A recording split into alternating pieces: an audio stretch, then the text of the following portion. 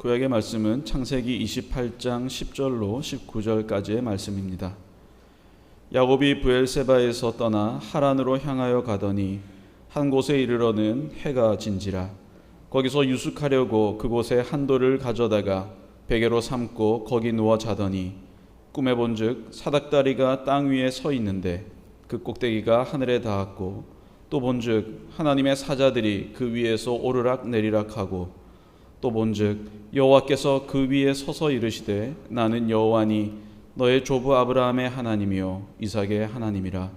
내가 누워있는 땅을 내가 너와 내 자손에게 주리니 내 자손이 땅의 티끌같이 되어 내가 서쪽과 동쪽과 북쪽과 남쪽으로 퍼져나갈지며 땅의 모든 족속이 너와 내 자손으로 말미암아 복을 받으리라. 내가 너와 함께 있어 내가 어디로 가든지 너를 지키며 너를 이끌어 이 땅으로 돌아오게 할지라. 내가 내게 허락한 것을 다 이루기까지 너를 떠나지 아니하리라 하신지라. 야곱이 잠이 깨어 이르되 여호와께서 과연 여기 계시거늘 내가 알지 못하였도다. 이에 두려워하여 이르되 두렵도다. 이곳이여 이것은 다름 아닌 하나님의 집이요 이는 하늘의 문이로다 하고 야곱이 아침에 일찍이 일어나 베개로 삼았던 돌을 가져다가 기둥으로 세우고 그 위에 기름을 붓고 그곳 이름을 베델이라 하였더라. 아멘. 서신서의 말씀은 로마서 8장 12절로 14절까지의 말씀입니다. 그러므로 형제들아 우리가 빚진 자로 돼 육신에게 져서 육신대로 살 것이 아니니라. 너희가 육신대로 살면 반드시 죽을 것이로되 영으로서 몸의 행실을 죽이면 살리니 무릇 하나님의 영으로 인도함을 받는 사람은 곧 하나님의 아들이라. 아멘. 복음서의 말씀 마태복음 13장 24절에서 30절입니다. 예수께서 그들 앞에 또 비유를 들어 이르시되 천국은 좋은 씨를 제 밭에 뿌린 사람과 같으니 사람들이 잘 때 그 원수가 와서 곡식 가운데 가라지를 덧뿌리고 갔더니 싹이 나고 결실할 때 가라지도 보이거늘 집주인의 종들이 와서 말하되 주여 밭에 좋은 씨를 뿌리지 아니하였나이까? 그런데 가라지가 어디서 생겼나이까? 주인이 이르되 원수가 이렇게 하였구나. 종들이 말하되 그러면 우리가 가서 이것을 뽑기를 원하시나이까? 주인이 이르되 가만두라. 가라지를 뽑다가 곡식까지 뽑을까 염려하노라. 둘 다 추수 때까지 함께 자라게 두라. 추수 때 내가 추수꾼들에게 말하기를 가라지는 먼저 거두어 불사르게 단으로 붓고 곡식은 모아 내 곡간에 넣으라 하리라. 아멘. 주님의 말씀입니다. 참 아름다워라 주님의 세계는. 공감하십니까? 네. 그 아름다운 주님의 세계 안에서 가장 아름다운 분들이 바로 여러분입니다. 하나님께서 여러분 한 분 한 분을 얼마나 존귀하고 아름답게 지으셨는지를 깨달으시기를 바랍니다. 하나님께서는 태양이나 또 달이나 별이나 공중을 날아다니는 작은 새나 혹은 독수리나 들판을 뛰어다니는 토끼나 사슴이나 혹은 맹수, 호랑이, 사자나 이 모든 창조물을 지을 때 당신 형상으로 만들지 않으셨습니다. 오직 사람만이 하나님 형상의 모상이고 또 영원한 아름다움의 초상이고 신성의 한 조각으로서 만드셨습니다. 뿐만 아니라 하나님의 광채가 사람 안에 드리워 있어서 하나님을 응시하면 응시할수록 우리 내면의 빛이 더 밝아져서 마침내 사람은 하나님의 형상을 회복하게 됩니다. 그 모델이 바로 예수님이십니다.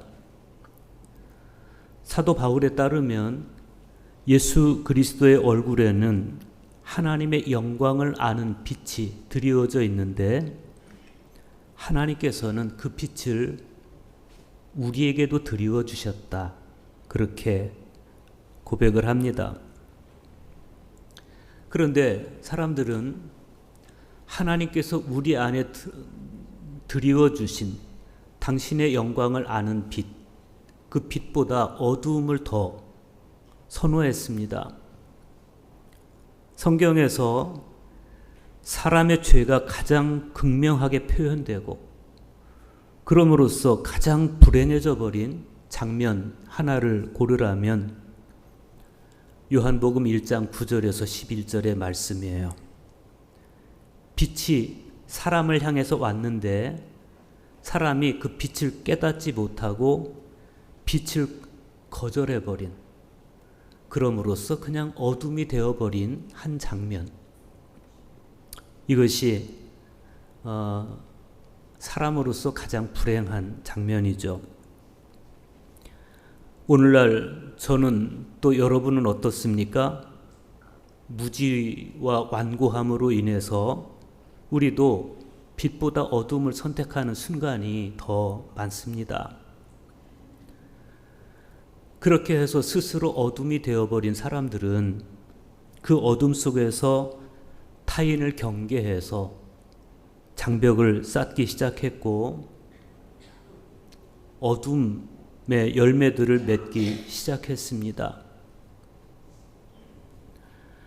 자기 중심적 에고를 강화하면서 탐욕에 젖어들거나 그 탐욕이 좌절되면 분노를 느끼고 혹 그 탐욕이 충족되면 어리석음에 빠져드는 악순환이 반복되기도 합니다. 구약 성경은 이렇게 탐욕과 분노와 어리석음에 빠져서 에덴 동산의 행복을 상실해버린 사람들에게 그 행복을 되돌려 주시려는 하나님의 이야기입니다. 지나온 성령 강림 절기를 우리가 걸어오면서 그렇게 사람들에게 행복을 되돌려 주시기 위해서 애쓰시는 하나님의 이야기 중에서 아브라함의 이야기를 받고 이삭의 이야기를 받고 그리고 에서의 이야기를 우리가 봤습니다. 사도 바울의 관점에서 보면 그들은 육신을 따르는 길과 영을 따르는 길 사이에서 때로는 반항하기도 하고 때로는 순종하기도 했습니다.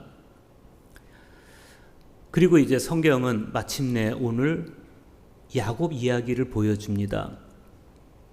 우리가 지난주 말씀에서 보았듯이 야곱은 형 에서와 뚜렷하게 다른 가치관을 보여주었습니다. 떡과 팥죽의 마음 빼앗겨서 장자의 명분을 넘겨준 형 에서가 육의 길을 걸은 사람의 전형이었다면 장자의 명분이라는 영적 가치를 마음에 두고 끝내 그 장자의 명분을 쟁취해낸 야곱은 그의 인간적인 여러 가지 약점에도 불구하고 영의 길을 걷는 사람의 표본으로 받아들여졌습니다. 그러나 야곱이 형과 달리 자기 인생의 어느 한때 영적 가치관을 보였다고 해서 야곱이 내적으로 성숙하거나 완전함에 도달한 것은 아니었습니다. 우리가 알다시피 사람이 그렇게 쉽게 변하지 않습니다. 야곱도 그랬습니다. 정말 정남이 떨어지는 그런 야곱 특유의 기질이 있어요. 그 기질이 형 에서와 척을 지고 도망한 땅에서 이번에는 외삼촌 라반과 척을 지고 또 떠나는 그런 장면에서 드러나고 다시 20년 세월이 지난 다음에 고향으로 돌아가면서 형 에서와 만날 시간이 가까웠을 때 형을 두려워해서 자기보다 앞서서 사자들을 형이 있는 곳으로 보내면서 형에게 바칠 뇌물을 준비하는 그런 야곱의 모습. 그것도 형 에서에게 바칠 가축을 때로 나누어서 그 뇌물을 제일 앞에 서게 하고 자기는 거리를 두고 맨 나중에 따라가는 그런 모습에서, 또 야복 나루에 이르러서는 밤에 두 아내와 두 여종과 아들들을 먼저 나루를 건너게 하고 자기가 소중하게 여기는 제사는 제일 마지막에 따라가게 하는 그런 주도 면밀한 모습에서, 또 홀로 남은 나루터에서 어떤 사람과 날이 새도록 씨름하다가 당신이 내게 축복하지 않으면 가게 하지 않겠습니다 라고 버티는 장면에서, 그 곳곳의 장면에서 야곱의 기질이 다 드러납니다. 적나라하게. 그런데 자세히 보면 이런 과정들을 겪으면서 야곱에게 있던 정말 굳은 살처럼 엇겁진 그 에고의 허물들이 하나씩 하나씩 벗겨져 나가는 것도 사실입니다. 그러고 보면 하나님께서는 한 인간을 성화시켜 가시는 과정에서 인간이 홍역처럼 치러야만 건너지는 그 거짓 자아의 늪에서 허우적거리는 인생의 한 시기를 그냥 무심히 건너가게 하시는 않으십니다. 마치 사춘기를 겪어야 아이들이 자라듯이, 성숙해지듯이, 또 갱년기를 겪으면서 인생의 한 시기를 맞이하듯이 하나님께서는 우리 영적 생활에서도 겪어야 할 영적 사춘기도 건너게 하시고 갱년기도 건너게 하시고, 그러면서 우리 안에 엇겁져 있는 에고의 허물들이 하나씩 하나씩 뜯겨 나가게 하시는, 그 과정을 무시하지 않으시는 그런 하나님의 모습을 봅니다. 야곱의 서사에서 우리가 목격하는 최고의 장면이 있습니다. 가나안 땅 세겜에서 자기 딸 디나가 추장의 아들에게 겁탈을 당하죠. 그때 야곱의 인생 전체가 큰 혼돈으로 빠져들어가는데 바로 그 순간에 하나님께서 야곱에게 하신 말씀, 그리고 야곱의 결단이에요. 야곱의 인생의 가장 혼돈스러운 그 시기에 하나님께서 뭐라고 말씀하십니까? 베델로 올라가라 라고 말씀하세요. 일어나 베델로 올라가서 거기 거주하며 네가 내 형 에서의 낯을 피하여 도망하던 때에 내게 나타났던 하나님께 거기서 제단을 쌓으라. 그런데 야곱의 반응이 어땠습니까? 정말 자기 인생의 가장 혼돈스러운, 가장 고통스러운 그 순간에 야곱이 우리가 일어나 베델로 올라가자. 내 환난 날에 내게 응답하시며 내가 가는 길에서 나와 함께 하신 하나님께 내가 거기서 제단을 쌓아야 되겠다라고 말해요. 그리고 정말 베델로 갑니다. 이때 이 베델이라는 장소는 야곱에게 있어서 자기 존재의 지성소와 같은 곳입니다. 왜 그렇습니까? 바로 이 베델이 20년 전에 자기가 처음으로 야곱이라는 이름으로 하나님을 만났던 곳이고 야곱이라는 이름으로 하나님께 첫 제사를 드렸던 그런 곳입니다. 그게 베델이에요. 오늘 구약의 말씀은 야곱이 이 베델에서 처음으로 자기 이름으로 하나님을 만나 뵙던 그 장면을 보여줍니다. 창세기 28장 10절에서 11절 보십시오. 야곱이 브엘세바에서 떠나 하란으로 향하여 가더니 한 곳에 이르러는 해가 진지라 거기서 유숙하려고 그곳에 한 돌을 가져다가 베개로 삼고 거기 누워 자더니, 그래요. 형의 복수를 피해서 집을 떠나온 야곱이 가장 먼저 직면한 곳이 어디예요? 광야예요. 광야. 고대 근동의 문화 안에서 보면 대개 여행을 하다가 밤이 되면 그 지역에 살고 있는 원주민의 집을 찾아갑니다. 그러면 하룻밤을 재워줍니다. 그런데 지금 야곱이 자기 집을 떠나서 하룻길을 걸어온 이 광야에는 인가가 없어요. 그래서 그냥 별 아래 누워서 잠을 청하는 야곱의 모습을 우리가 상상해 볼 수 있습니다. 이때 야곱의 심정을 우리는 알 길이 없어요. 다만 저마다의 경험을 통해서 얼마나 외로웠을까, 얼마나 막막했을까 이렇게 유추해 볼 수 있습니다. 창세기 저자에 따르면 야곱은 조용한 사람이고 주로 장막에 머물러 있는 그런 사람이에요. 별로 집 떠나는 걸 좋아하지 않는 사람입니다. 부모의 그늘 아래 살아가는. 그렇게 집에만 머물러 있던 야곱에게 있어서 처음으로 집을 떠나서 하루길을 걸어와서 처해 있는 이 광야는 낯설고 외로운 그런 장소입니다. 그런데 저는 이 광야의 야곱을 생각할 때마다 하나님께서 어떤 목적을 가지고 야곱을 거기 두셨다는 생각을 합니다.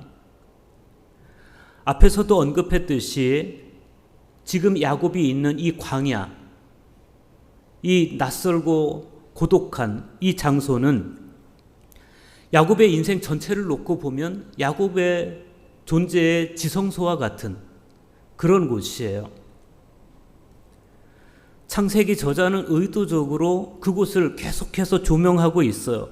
11절에 보면 한 곳에 이르러 해가 진지라 그러면서 광야를 조명하고 16절에서는 여호와께서 과연 여기 계시거늘 그러면서 또 광야를 조명하고 17절에서는 두렵도다 이곳이요 그러면서 또 광야를 조명합니다. 그리고 19절에 보면 마침내 이 광야에 야곱이 베델이라는 이름을 붙여요. 베트엘, 하나님의 집, 그런 뜻입니다. 하나님은 야곱을 그 제의적인 장소로 부르시고 그 성소에서 야곱을 만나 주시는 겁니다.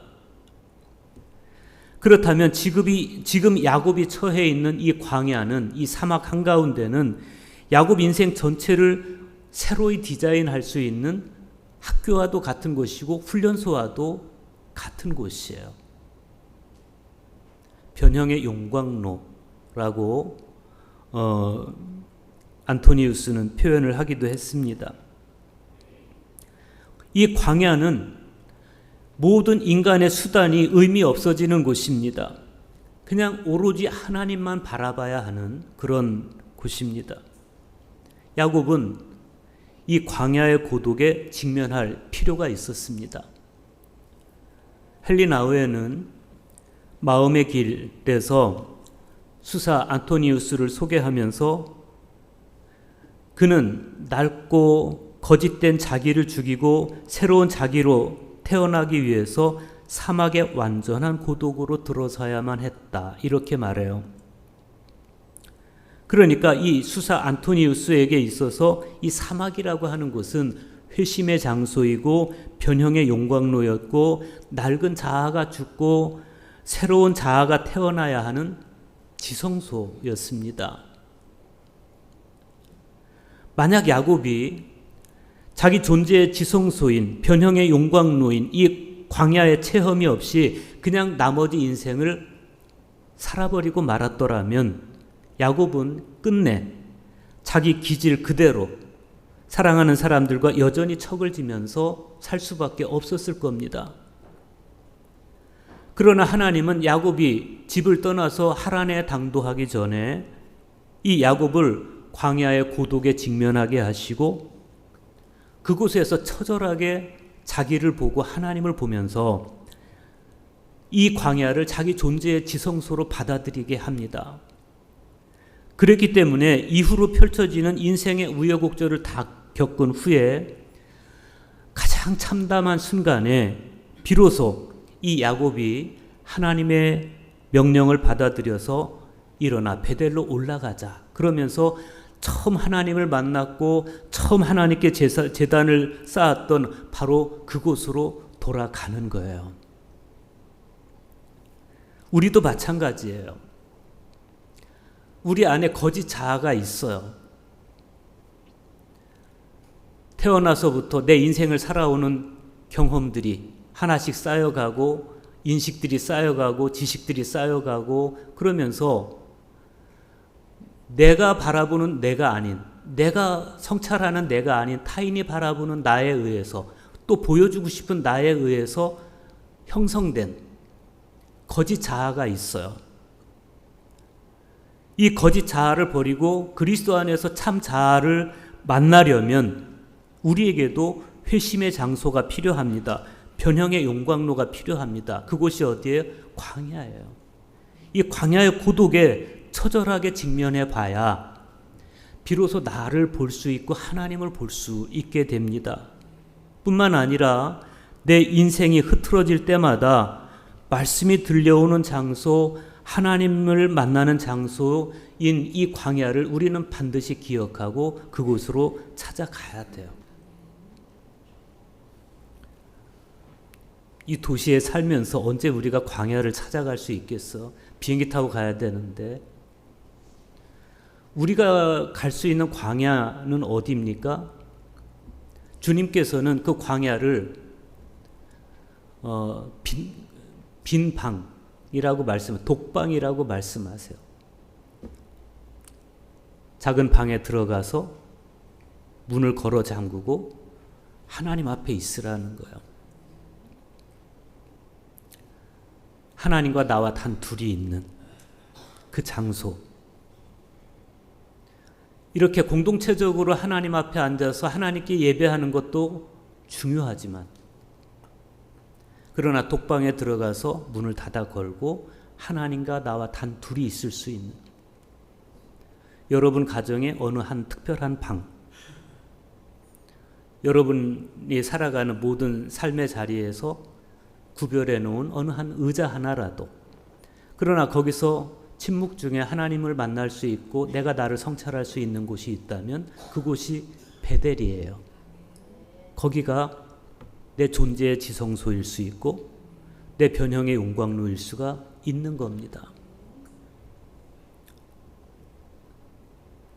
오늘 말씀 안에서 야곱을 보면 바로 그곳이, 그 광야가 자기 인생 전체에서 얼마나 중요한 곳인지 아직은 몰라요. 다만 한 돌을 가져다가 거기에 베개로 삼고 거기서 잠이 듭니다. 그런데 그 순간에 야곱이 꿈을 꿉니다. 12절에서 15절 보십시오. 꿈을 본즉 사닥다리가 땅 위에 서 있는데 그 꼭대기가 하늘에 닿았고, 또 본즉 하나님의 사자들이 그 위에서 오르락 내리락 하고, 또 본즉 여호와께서 그 위에 서서 이르시되 나는 여호와니 너의 조부 아브라함의 하나님이요 이삭의 하나님이라. 네가 누워있는 땅을 내가 너와 네 자손에게 주리니 네 자손이 땅의 티끌같이 되어 네가 서쪽과 동쪽과 북쪽과 남쪽으로 퍼져나갈지며 땅의 모든 족속이 너와 네 자손으로 말미암아 복을 받으리라. 내가 너와 함께 있어 네가 어디로 가든지 너를 지키며 너를 이끌어 이 땅으로 돌아오게 할지라. 내가 네게 허락한 것을 다 이루기까지 너를 떠나지 아니하리라. 야곱의 이 꿈 이야기는 야곱의 체험이 바탕이 돼서 야곱의 시각으로 기술된 거예요. 이 꿈 이야기를 보면 하늘과 땅을 잇는 사다리가 나오고 오르락 내리락 하는 천사들이 등장하고 그리고 여호와 하나님이 등장하는데 야곱의 진술이 너무 선명합니다. 우리는 이 야곱은 아버지 이삭과 어머니 리브가에게 그동안 말로만 듣던 하나님을 마침내 자기 눈으로 배우고 있는 거예요. 난생 처음이에요. 내가 죽게 대하여 귀로 듣기만 하였사더니 이제 눈으로 보나이다 라고 고백했던 욥의 고백처럼 야곱은 그동안 전에 듣기만 했던 하나님을 지금 여기서 보고 있는 거예요. 경외로운 순간이죠. 그 하나님께서 지금 자기에게 말을 걸어오시는데 놀랍게도 오래전에 할아버지에게 하셨던 말씀을 그대로 나에게 하시는 거예요. 창세기 15장에 보면 하나님께서 야곱의 할아버지 아브라함에게 이렇게 말씀하세요. 보이는 땅을 내가 너와 네 자손에게 주리니 영원히 이르리라. 그런데 지금 오랜 시간이 흐른 후에 그 손자 야곱에게 이렇게 말씀하세요. 네가 누워있는 땅을 내가 너와 네 자손에게 주겠다. 창세기 13장 16절에서 할아버지 아브라함에게 내가 네 자손이 땅에 티끌 같게 해주겠다라고 약속하셨는데 지금 그 손자 야곱에게 네 자손이 땅에 티끌같이 되게 해주시겠다. 또 약속하세요. 창세기 13장 14절에서 아브라함에게 너는 눈을 들어 너 있는 곳에서 북쪽, 남쪽 그리고 동쪽과 서쪽을 바라보라 이렇게 말씀하신 하나님께서 그 손자 야곱에게 네가 서쪽과 동쪽과 북쪽과 남쪽으로 퍼져나가게 될 것이다 라고 말씀하세요. 놀랍지 않습니까? 약속에 신실하신 하나님께서는 야곱의 할아버지인 아브라함에게 오래전에 약속하셨던 그 말씀을 야곱은 알지도 못하는데 그 약속을 지금 야곱에게 다시 들려주심으로써 할아버지에게 주셨던 그 꿈이 야곱을 통해서 너를 통해서 계승된다. 이걸 분명하게 하시는 거예요. 야곱의 하나님 체험은 이렇게 구체적이고 이렇게 선명했습니다. 야곱이 잠에서 깨죠. 그리고 하나님께서 지금 여기에 계시는 걸 내가 몰랐구나 라면서 압도됩니다. 그러면서 하는 말이 뭐예요? 이곳은 다름 아닌 하나님의 집이요 하늘로 들어가는 문이로다. 이렇게 고백하면서 베개로 삼았던 돌을 가져다가 기둥으로 세우고 거기에 기름을 붓고 그곳의 이름을 베델 하나님의 집 이렇게 부르는 거예요. 훗날 교부들의 해석에 따르면 이때 야곱이 기둥으로 세웠던 돌은 예수 그리스도를 상징한다. 예수 그리스도를 예표한다. 이렇게 교부들은 이야기합니다. 이런 야곱을 볼 때 이후로 야곱은 오로지 하나님만 바라보고 어떤 유혹에도 마음 흔들리지 않고 하나님께 그 약속을 받은 사람으로서 아름답고 신실한 영적 여정을 걸어갈 것만 같았습니다. 이때까지만 해도. 지난주 우리가 보았던 그의 형 에서의 마음이 한 그릇 음식을 위하여 장자의 명분을 판 길가의 땅이나 돌짝밭이나 가시덤불 같은 그런 마음이었다고 한다면 하나님의 언약이 드리운 존재로서의 이 야곱, 이스라엘의 족장사를 이어갈 이 야곱의 마음은 적어도 알곡을 결실하는 옥토, 좋은 땅이어야 되는 것이죠. 그런데 이후로 야곱의 삶을 추적해 보면 광야에서 하나님을 그렇게 경외스럽게 체험한 사람이라고는 도저히 볼 수 없을 만큼 이후로도 야곱은 여전히 육신의 요구를 성취하기 위해서 많은 날들을 방황하고 허비합니다. 자기 중심성에서 여전히 벗어나지 못하는 야곱, 이런 야곱을 우리는 어떻게 설명할 수 있겠습니까? 그게 난데, 그 야곱의 모습이 내 모습인데.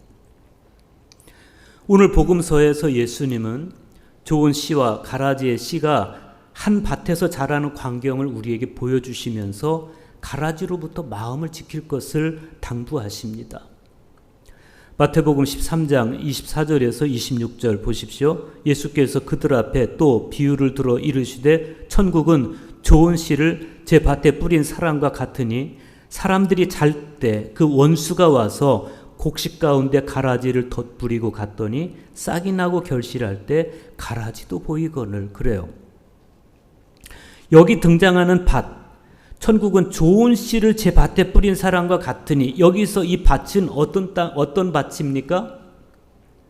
바로 앞에 보면 예수님께서 네 가지 땅에 대한 비유를 말씀하세요. 길가의 땅, 돌밭, 가시덤불 땅, 그리고 좋은 땅, 옥토. 여기서 지금 이야기되는 이 밭은 그 네 가지 땅 중에서 옥토예요. 씨를 뿌렸을 때 100배, 60배, 30배 결실을 맺을 수 있는 바로 그 땅이에요. 그 땅에 씨앗을 뿌렸어요. 좋은 씨앗을 뿌렸어요. 그러면 이제 이 땅은 30배, 60배, 100배의 결실을 맺게 되는데 앞불사 악마가 와서 가라지를 뿌려놓고 갔다는 거예요. 이게 뭘 말합니까? 우리 마음이 옥토와 같은 마음이 되어서 하나님의 말씀을 읽고 말씀을 묵상해서 내면화하고 말씀 안에서 살아가기를 원하지만 악마는 와서 우리에게 가라지의 씨앗을 계속해서 뿌린다는 거예요. 야곱이 광야에서 하나님 체험을 소중히 여기고 자기 마음을 끝까지 지켜내지 못하는 것을 비난만 할 수 없는 이유가 바로 여기에 있습니다. 우리 마음속에도 마찬가지, 야곱과 마찬가지라는 겁니다. 말씀도 잘하지만 우리 안에는 탐욕도 잘하고 욕정도 잘하고 분노도 함께 잘합니다.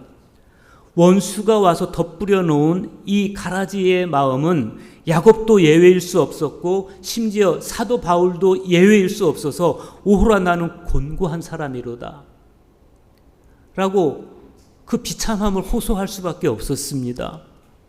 자기 지체 안에서 하나님의 법만 자라는 것이 아니라 죄의 법이 함께 자라고 있다는 겁니다. 내 안에서 말씀도 같이 자라서 100배, 60배, 30배의 결실을 맺기를 원하는데 가라지도 내 마음속에 같이 자라고 있다. 오호라 나는 곤고한 사람이로다. 이게 바울의 호소예요. 종들이 와서 주인에게 물어봐요. 주여, 밭에 좋은 씨를 뿌리지 아니하였나이까? 그런데 가라지가 어디서 생겼나이까? 주인이 뭐라고 합니까? 원수가 이렇게 했구나. 우리 마음에는 말씀도 잘하지만 원수가 가라지도 뿌려놔요. 그러면 어떻게 해야 됩니까? 그래서 종들이 주인에게 물어봐요. 우리가 가서 이것을 뽑기를 원하나이까?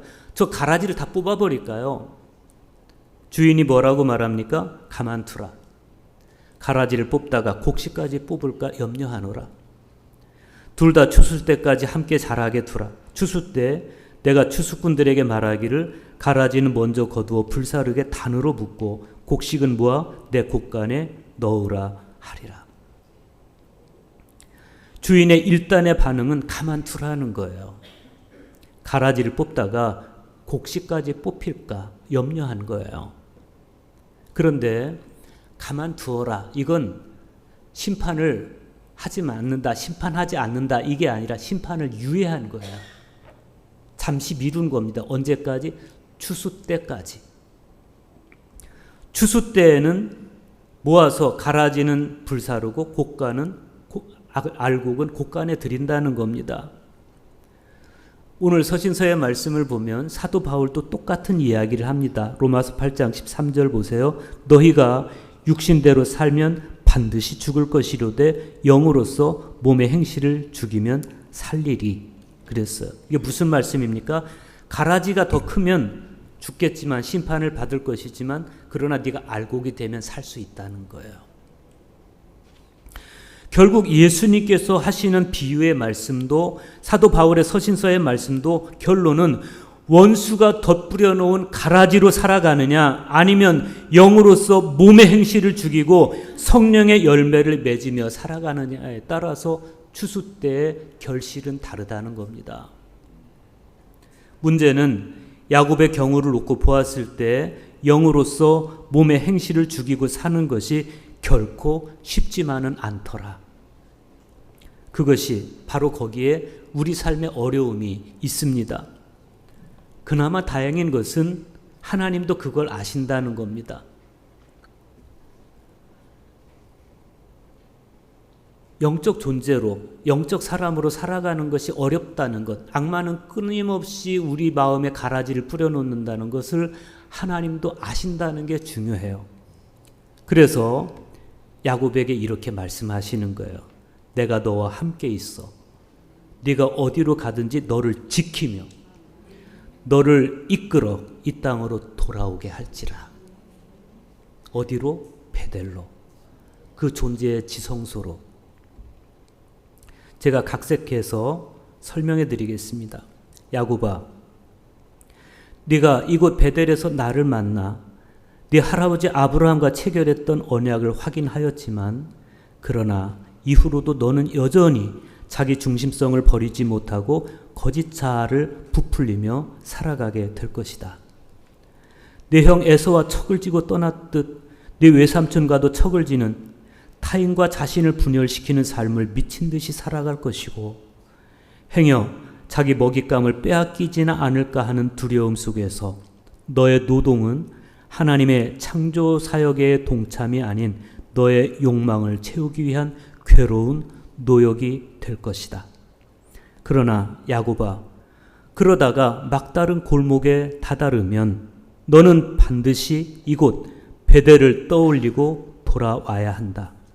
내 존재의 지성소인 이것으로 말이다. 과연 우연이었을까? 야곱은 애고의 길 끝에서 인생 전체가 혼돈에 휘말린 채 절벽 끝에 서요. 그 순간 그가 하는 말이 뭡니까? 우리가 일어나 베델로 올라가자. 내 환난 날에 내게 응답하시며 내가 가는 길에서 나와 함께 하신 하나님께 내가 거기서 제단을 쌓으려 하노라. 야곱은 자기 삶이 극도의 혼란 가운데 섰을 때 그때 하나님의 말씀을 기억하고 베델로 돌아갑니다. 그리고 그곳에 다시 하나님께 제단을 쌓음으로써 비로소 영으로서 몸의 행실을 죽이는 야곱이 되는 거예요. 얼마나 훌륭한 인생의 결말입니까? 헨리 나우에는 이렇게 조언합니다. 우리의 행위는 끈질긴 자기 사랑에서 출발하는 것이 많습니다. 많은 행위들이 실은 이기심, 감정, 맹렬한 소유욕인 경우가 얼마나 많은지요. 야곱처럼. 고독은 거짓 사랑과 소망에서 내면을 바라보게 하고 사랑의 동기를 살피게 합니다. 고독은 홀로 있음이나 외로운 감정과는 다릅니다. 가장 근원의 존재와 만나기 위하여 그 존재에서 오는 사랑의 힘을 누리기 위하여 고독은 우리의 참 스승이 되어줍니다. 야곱처럼. 똑같은 이유로 하나님은 야곱으로 하여금 고독의 자리, 자기 존재의 지성소인 베델로 돌아오도록 하신 거예요. 지금 여러분은 어느 자리에 서 계십니까? 지금 여러분은 어떤 현실에 직면하고 계십니까? 여러분은 어떤 유형의 혼돈을 여러분 영혼 속에서 느끼고 계십니까? 질주하던 걸음을 잠시 멈추고 이제 여러분의 베델로 올라가시기를 바랍니다. 내 이름으로 하나님을 만나고 내 이름으로 하나님께 예배하고 내 이름으로 주시는 하나님의 말씀을 내면으로 받아들이고 내 온 존재로 하나님께 응답하는 거기가 베델이에요. 내 존재의 근원인 하나님과 만나는 자리, 그곳이 어디이건 거기가 여러분의 지성소예요. 거기서만 우리 영혼은 자랄 수가 있습니다. 그 베델로 돌아가면 우리는 참된 나를 찾을 수가 있습니다. 그러면 우리의 갈등은 종결됩니다. 기도하시겠습니다.